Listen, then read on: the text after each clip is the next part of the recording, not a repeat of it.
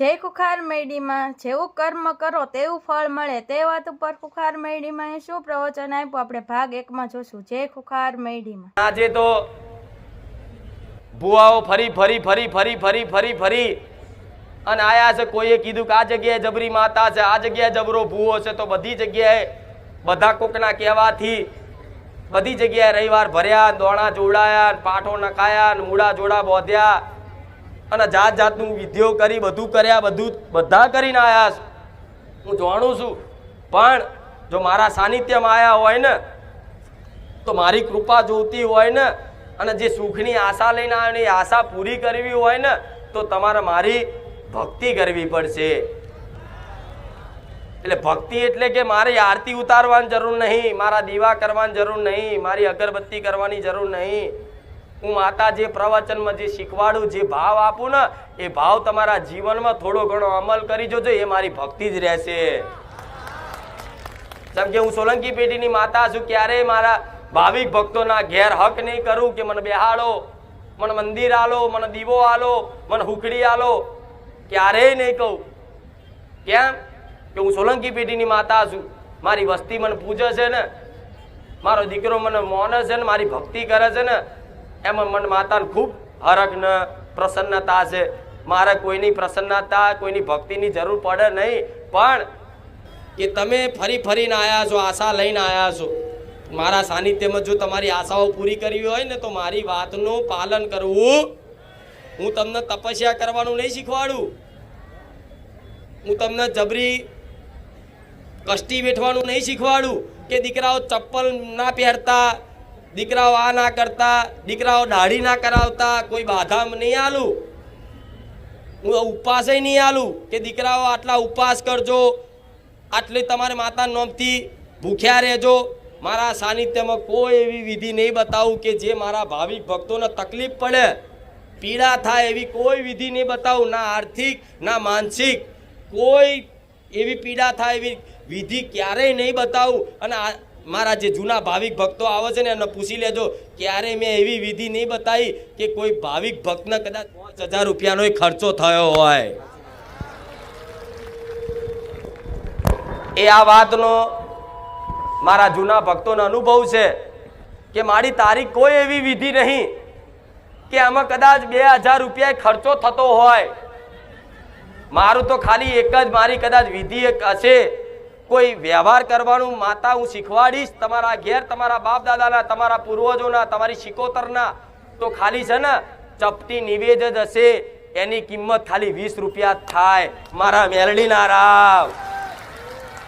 અને એ 20 રૂપિયાના નિવેદમાં 10 રૂપિયાના ચોખા અને 10 રૂપિયાનું તેલ કે ઘી અને 10 રૂપિયાનો ગોળ, કદાચ 20-30 રૂપિયાના એ નિવેદમાં કંઈકના 20 વર્ષના દુઃખ મારા સાનિધ્યમ ભાગીને ભૂકો થઈ ગયા છે. આવો અનુભવ છે. હારા હારા કેન્સર મટી ગયા છે, હારા હારા લખવા મટી ગયા છે, હારી હારી નોકરીઓ. શું કહું, પરચાની વાતો કરવા જઈશ તો તમારી જોડે એટલો ટાઈમ નહીં, મારી જોડે એટલો ટાઈમ નહીં. પણ મારી કૃપા જો ખરેખરમાં આશા લઈને આવે, મારી કૃપા જો ખરેખરમાં જોઈએ છે ને તો એક સંકલ્પ નવો જીવનમાં પેલા રવિવાર કીધું હતું કે એક જ જગ્યાએ વિશ્વાસ રાખી અને શરણાગત થઈ જવું પડે કે માં તારા પારે આવ્યો છું, જગત ફર્યો પણ તારી માતા, તારા જેવી માતા જગતમાં નહીં જોઈ. એવો વિશ્વાસ આવ્યો હોય ને તો જીવન કદાચ સમર્પણ ભાવથી સમર્પણ કરી જોજો. જગતમાં હું કળિયુગમાં મહામાયા મેરડી જો દગો કરું ને તો મને મારો ભગવાન રૂઠે.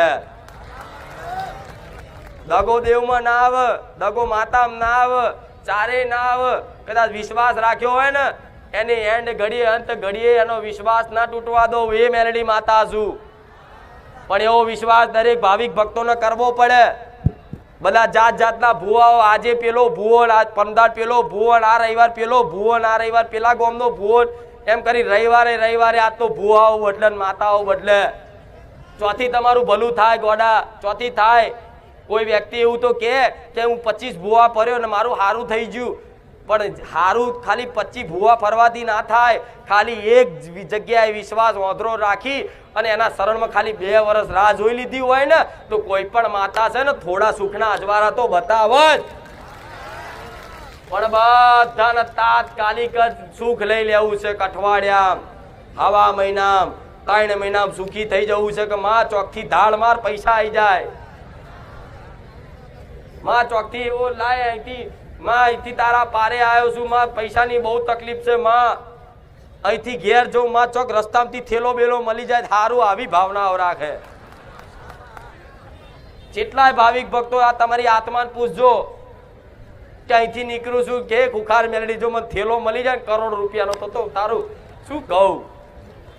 આવી ભાવના રાખે માતા જોડે. હું માતા બધાના આવા અરજીઓને આવી પ્રાર્થના હોભરતી હોય. હું માતાએ હસતી હોય કે દીકરા શું કહું તને, તું ડાયરેક્ટ બેંક જોડે આવી અને આખી બેંકને નહીં માગતો અને થોડું આટલું માગે છે. પણ માતાને શરમ આવે. આવતાય તે કદાચ કોઈ દીકરો એમ કે માં મારે તો તું જોઈએ છે તો કરોડોના ઢગલા કરી નાખું. તમારી જે કામના હોય એ પૂરી થાય એવું નહીં કે પૈસા ના આવે. હા, તમને જો પૈસાનો કદાચ કામના હોય ને અને કોઈ પણ માતાજીની એક જ જગ્યાએ વિશ્વાસ રાખી ભક્તિ કરી જોજો, એના રવિવાર ભરી જોજો. આજે નહીં 6 મહિને તમને સુખના અજવાળા ના થાય અને ગોળા તમારા ઘેર ધનના ઢગલા ના થાય. મને મેરડીને કહેજો.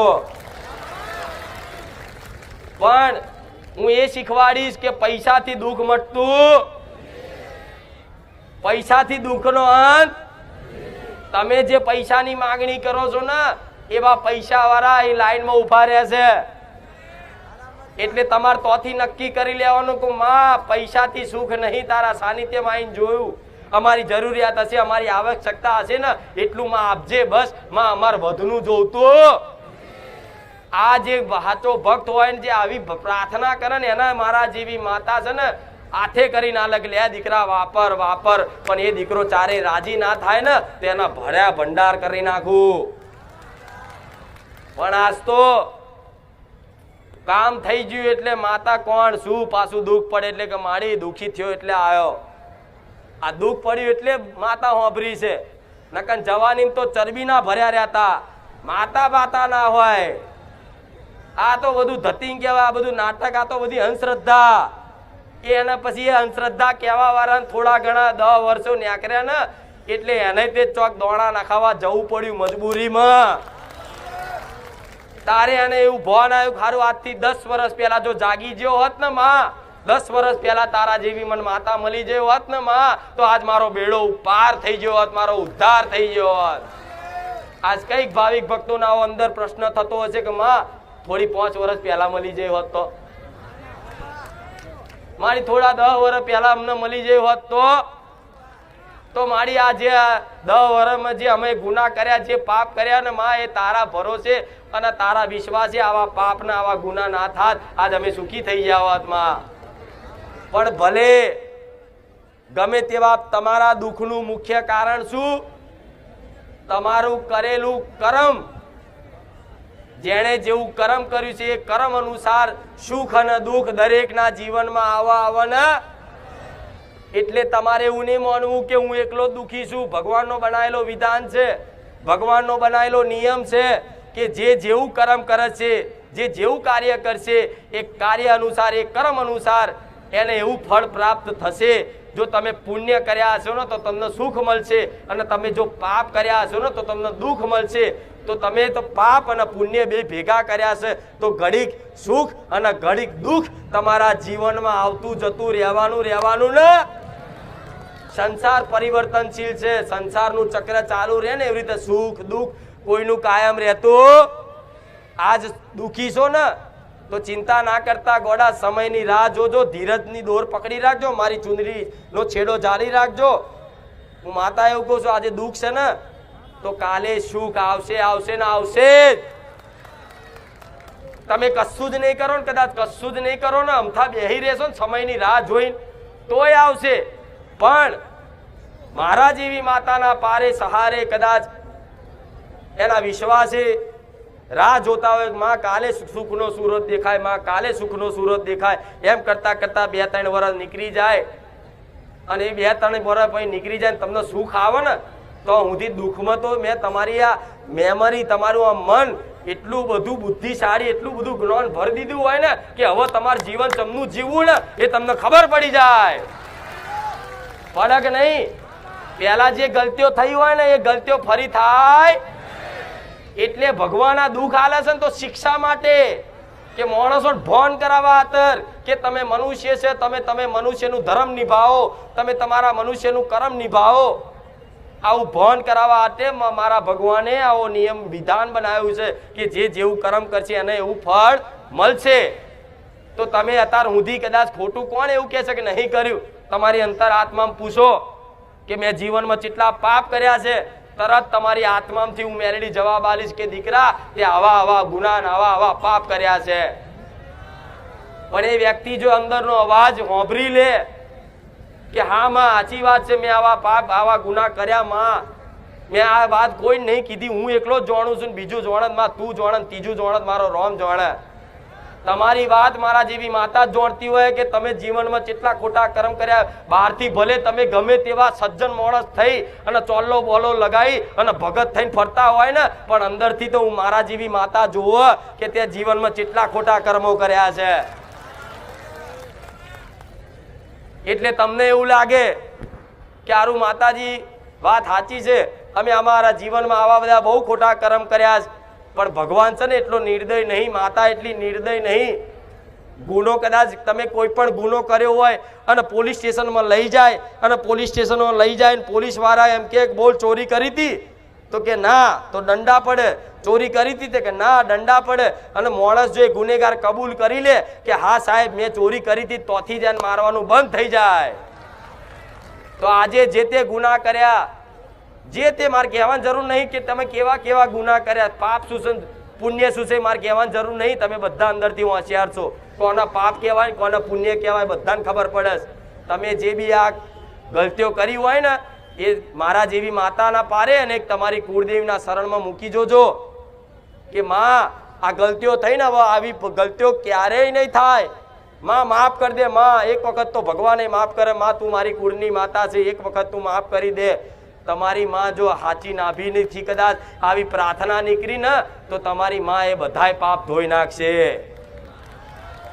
ભગવાન મારો તમારી માતાને સત આલશે કે જા દીકરો અંતર નાભીથી પસ્તાવો કરે છે કે આજ પછી આવું ભૂલ ક્યારેય નહીં કરું, અભિમાન ક્યારેય નહીં કરું, ચોરી ક્યારેય નહીં કરું, બેમાની ક્યારેય નહીં કરું, કોઈની જોડે ખોટું ક્યારેય નહીં કરું, કોઈના ન્યાહાકા ક્યારેય નહીં લઉં, મા બાપને દુઃખી ક્યારેય નહીં કરું. આ બધી કદાચ સમજણ આવી હોય ને સમજણ આવ્યા પછી તમારી કુળદેવીની આગળ પ્રાર્થના કરો ને તો તમારી કુળદેવી છે ને ભગવાનના દરબારમાં જઈ અને ભગવાનમાં દરબારમાં જઈ તમારા માટે ભગવાન જોડે કગરે કે આજ મારી વસ્તી દુઃખી છે કે હે નાથ હે રામ થોડી ઘણી કૃપા કરો અને મને થોડી રજા આલો એના દુઃખ દૂર કરી આલવાની. તાર ભગવાન એવું કહી દે કે હાર જા તારી વસ્તી છે પણ તારી વસ્તીને કહેજે કે હવે પછી આવા ગુના ના થાય, નકર કોઈ ભગવાન માતાજી હોમું જોશે. એટલે આવા ગુના નહીં કર્યા, તમે આવા પાપ નહીં કર્યા, બધાએ કર્યા. વેણી વેણીને ઉભા કરી લાવું તો મોણસ શરમાઈને નાહી જાય, બીજે દાડ આવે નહીં. એક વ્યક્તિ બાકી ના હોય, એક વ્યક્તિ બાકી ના હોય. જેમ કે આ સંસારની માયા જેવી છે, ભલ ભલાને શું કહું ગોડા. આ એના કારણે તમે દુઃખ વેઠો છો. કોઈ માતા ધર્મ નડતું, કોઈ ભૂત ચૂડેલ નડતા, એ ભૂત ચૂડેલ ચારે નડે છે, એ તો નિમિત્ત બને છે. કોઈ દેવ, કોઈ ચૂડેલ, કોઈ ભૂત, એ બધું તો નિમિત્ત બને છે. પણ અસલમાં તમને નડતા હોય તો તમારા કર્મો. તમે એમ કહો છો ને મારી અમારા લાખો દુશ્મનો ઉભા થયા છે, મારી અમને ફલાણા દબાવો છે, મારી અમને કુટુંબ કાકા કુટુંબ અમને ધિક્કારે છે, તો તમે જે માનો એ. પણ ક્યાંક ને ક્યાંક વાતે છે ને એ તમારા કર્મો જ ઉભા થયા હોય. નડતર રૂપ થવા માણસો નિમિત્ત બનાવી, દેવને નિમિત્ત બનાવી, ગ્રહોને નિમિત્ત બનાવી. નહીં તો કોઈને છે ને કર્મ નબળા ના હોય ને તો કોઈ ગ્રહો, કોઈ માતા, કોઈ દેવી, કોઈ દેવતા, કોઈ ભૂત ને કોઈ રાક્ષસ નડે ના નડે. પણ આજે તમે તમારા ગુના નહીં કબૂલવા, એનો પશ્ચાતાપ નહીં કરવો. અને માતા કે માતા નડી, પેલી માતા નડી, મેલડી નડી, ઝોપડી નડી, સધી નડી. એટલે શું નવરી છે બધી માતાઓ તમને નડવા? શું માતા રાક્ષસ છે તમને નડે? માતા રાક્ષસ કહેવાય? વાંક વગર કોઈ નડે? તો ગોડાઓ તમે આવી બધી સમજણ લીધા વગર ભુવાઓ જોડે જાઓ છો, ભૂવો કે ઝોપડી માતાનું દુઃખ છે, લાવ ઝોપડીને આપણે વારવી પડશે ભાઈ. અને આ વારે ઝોપડી ના જાય, વારવાથી ઝોપડી માતા ના જાય, વારવાથી મેરડી માતા ના જાય, વારવાથી શિકોતર માતા ના જાય. પણ પેલા એ ભુવાને એમ પૂછાય કે આ ઝોપડી માતા નડે છે, ભલે નડતી, પણ ભુવાજી આ કેમ નડે છે એ તો કહો. આ મેલડી માનું દુઃખ તમે બતાવ્યું બરોબર છે, અમે માનીએ છીએ કે હા અમે 4 ભુવા ફર્યા, 5 ભુવા ફર્યા, બધી જગ્યાએ એવું કીધું કે તમને મેલડી માનું દુઃખ છે. પણ ભુવાજી તમે એ તો કહો કે આ મેલડી કોની અને કેમ નડે છે. પણ તમને એવું પૂછતા આવડતું? તમે જે કરો લાવો, જે હોય વારિયાલું. કયો ભૂવો એવો પેદા થયો છે કે મારા જેવી મેલડીને વારી જાય? મારી નાખું લોહી પાડીને ઠો થાય વારણ મારું.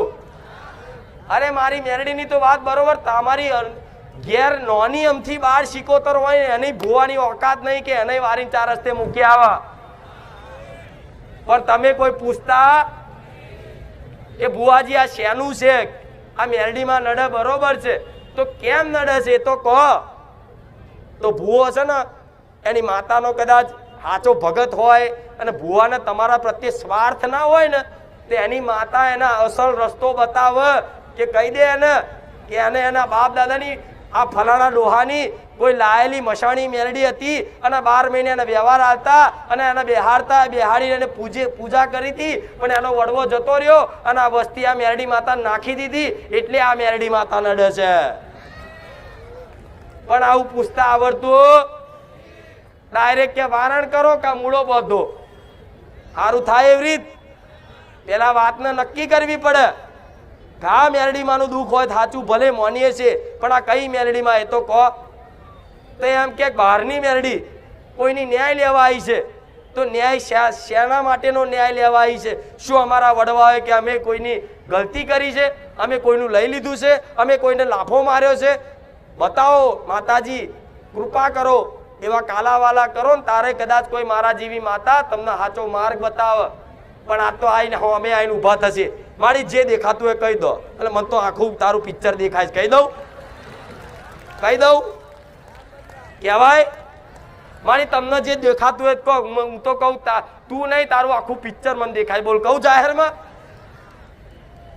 પણ આવી કોઈને સમજ લેવી, બધાને કંઈક આશીર્વાદ આલ દો, કૃપા કર દો, બસ કંઈક જંતર મંતર કરી આલો. અમે કાલે જ કરોડપતિ થઈ જઈએ, કાલે જ સુખી થઈ જઈએ. એક જ રવિવાર ભર્યો માની બધું મળી જશે. જો મારા જેવી માતા